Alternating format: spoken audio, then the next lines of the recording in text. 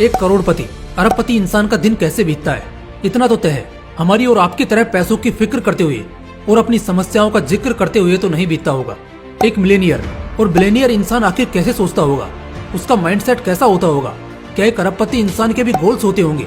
क्या आज मुकेश अंबानी जी का भी डेली कोई गोल होता होगा या कोई सपना होता होगा जिससे वो हासिल करना चाहते होंगे, पूरा करना चाहते होंगे? दोस्तों, आज का ये वीडियो सुपर एक्साइटिंग और धमाल होने वाला है, क्योंकि आज आप मिलेनियर और बिलियनियर लोगों के गोल्स को जानने वाले हैं। तो चलिए स्टार्ट करते हैं। Goal number 1, they plan things a decade ago. 2005 में भारत की सबसे royal family the Ambani family का जब पार्टीशन हुआ तो उस वक्त अनिल अंबानी के हिस्से में टेलीकॉम कंपनीज, डिजिटल कंपनीज और न्यू एनर्जी जैसी कई कंपनीज गई, जो उस समय न्यू था और इनका फ्यूचर अच्छा देखा जा रहा था। जबकि मुकेश अंबानी को मिला पेट्रोकेमिकल और रिफाइनरीज का बिजनेस। यहाँ एक एग्रीमेंट साइन हुआ जिसके तहत दोनों भाई अगले 10 साल से पहले एक दूसरे के कंपटीशन में कोई भी नया बिजनेस स्टार्ट नहीं करेंगे। ध्यान दीजिए, 2005 में अनिल अंबानी के हाथ में टेलीकम्युनिकेशन जैसी कंपनीज थी और असल में अगले 10 सालों में वो कुछ भी खास नहीं कर पाए, जबकि नए नए बिजनेस में पैसा लगाते गए और लगातार डूबते गए। ठीक जैसे ही 10 साल पूरे हुए, 27 सितंबर 2015 को मुकेश अंबानी ने टेलीकॉम इंडस्ट्री में अपना कदम रखते हुए जियो लॉन्च कर दिया, जिसने मार्केट में आग लगा दी। और इसने कितना बवाल प्रॉफिट कमा कर दिया, ये मुझे बताने की जरूरत नहीं है। आप जरा ये सोचिए कि क्या मुकेश अंबानी को जियो 4G का ख्याल 2015 में आया होगा? बिल्कुल भी नहीं। वो 10 साल पहले इस प्लान पर काम स्टार्ट कर चुके थे। बस इंतजार था उस 10 साल के टाइम पीरियड के पूरा होने का, और जैसे ही वो पूरा हुआ उन्होंने अपना मिशन लॉन्च कर दिया, जिससे अब बच्चा भी उनको जानने लग गया और इससे उनके ओवरऑल कैपिटल को भी बहुत ज्यादा फायदा पहुंचा। एक बिलियनियर अपने गोल को एक दशक पहले, यानी उसे पूरा करने से 10 साल पहले ही देखकर उस पर काम करना शुरू कर देता है। इसलिए जब तक जमाना उसे सोचता है, वो शख्स सारे जमाने को पीछे छोड़ देता है। Goal number 2, billionaires values time over money. यहाँ मैं आपको एक बहुत ही रिलेटेबल एग्जाम्पल देकर समझाता हूँ। अब आप ऐसा समझिए, वाशिंगटन डीसी में आपका कोई बिजनेस है और वहाँ पर एक्टिवली काम करते हुए आप $100 पर आवर कमा रहे हैं। लेकिन क्योंकि आप अकेले रहते हैं तो घर का सभी काम आपको ही करना है, जिसमें आपको 3 घंटे तक लग जाते हैं। आपके पास एक ऑप्शन है कि हाउस क्लीनर और एक कुक को आप हायर कर सकते हैं, लेकिन उन्हें भी तो सैलरी देनी होगी। मान लो उनकी डिमांड $100 होती है, तो उस वक्त हमारे जैसे अधिकतर लोग बस यही सोचेंगे कि खुद काम करके जो सैलरी के तौर पर $100 दिया जाएगा वो भी बचा लेते हैं। जबकि बिलियनियर लोग ऐसा नहीं करते। वो जानते हैं कि 3 घंटा उनके लिए कितना कीमती है, जिससे वो हजारों डॉलर बना सकते हैं। लेकिन यहाँ अगर इन 3 घंटों को पेमेंट देकर बचाया जा सकता है तो यही बुद्धिमानी कहलाएगा, और ऐसा ही करना भी चाहिए।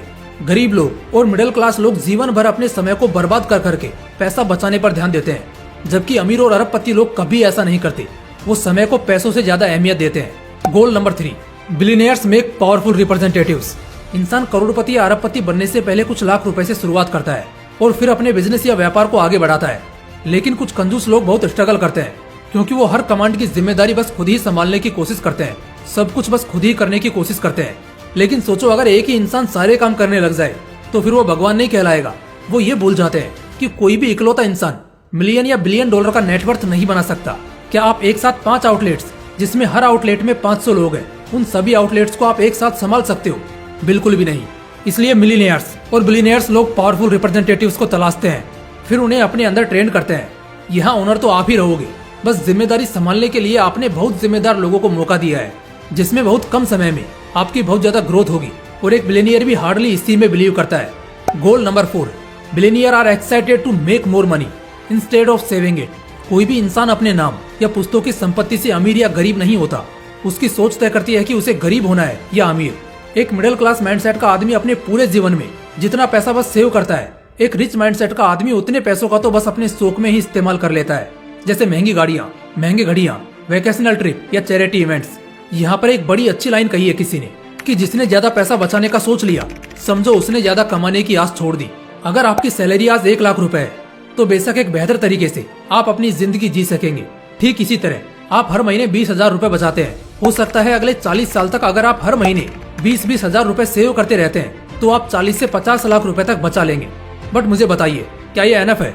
इतने में तो मुश्किल से शायद एक लग्जरी मर्सिडीज कार आएगी, इसके अलावा कुछ भी नहीं। और 40 साल बाद तो शायद ये भी नहीं हो पाएगा। सेविंग्स में आपका पैसा बचता जरूर है, लेकिन साल दर साल ये बढ़ता नहीं, देश के इन्फ्लेशन से घटता जाता है।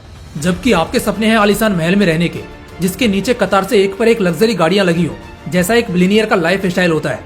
अगर आपको कुछ इसी तरह जीना है तो अब हम कहानी के दूसरे भाग को देखते हैं। ठीक, अगर आप ऐसे ही 20-20 हजार रुपए किसी म्यूचुअल फंड में इन्वेस्ट करते हो तो शायद अगले 40 साल बाद उसकी वैल्यू 3 से 4 करोड़ रुपए हो चुकी होगी। जो करोड़पति होते हैं वो आगे 100 करोड़ कमाने की सोचते हैं, जो अरबपति होते हैं वो आगे 1000 करोड़ कमाने के लिए काम करते हैं, जबकि जो मिडिल क्लास लोग होते हैं वो बस अपने पैसों में से कुछ और पैसे बचाने के लिए सोचते हैं और यही उनके अमीर बनने का सपना खत्म हो जाता है। पैसा बचाना अच्छी बात है, लेकिन पैसे से पैसा बनाना एक अद्भुत कला है जिसे आपको जल्द से जल्द सीखना चाहिए और ये बिलियनियर्स लोगों का प्लस पॉइंट साबित होता है। Goal number 5, they have a massive bigger goals. Billionaire लोगों की सोच यहाँ तक नहीं रुकती कि उन्हें बस किसी तरह 6 फिगर सैलरी चाहिए या रेंज रोवर खरीदनी है या पेरिस में 1 हफ्ते का वैकेशन प्लान करना है।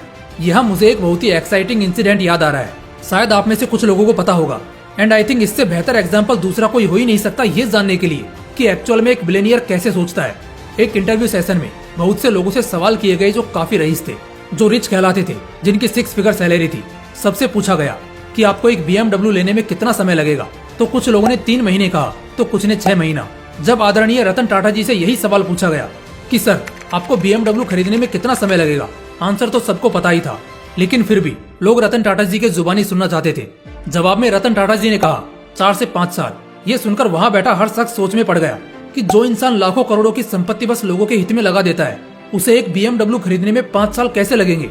जब इंटरव्यूअर ने इसकी वजह पूछी तो रतन टाटा जी ने बड़े खूबसूरती से जवाब देते हुए कहा, BMW एक बहुत बड़ी कंपनी है, इतनी बड़ी कंपनी को खरीदने में 4 से 5 साल तो लग ही जाएंगे। दोस्तों जरा सोचकर देखिए, एक बिलियनियर का जवाब और उनकी सोच कितनी बड़ी होती है।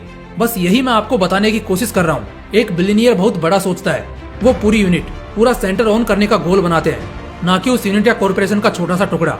दोस्तों ये तो तय है कि इस वीडियो के बाद आप भी समझ गए होंगे कि असल में अमीर अमीर क्यों है और गरीब गरीब क्यों। इंसान गरीब नहीं होता है, वो तो सोच है जो उसे गरीब बनाती है या शायद बहुत अमीर। इसलिए अगर अमीर बनना है तो अपने सोच को अमीर करिए। जय हिंद, वंदे मातरम।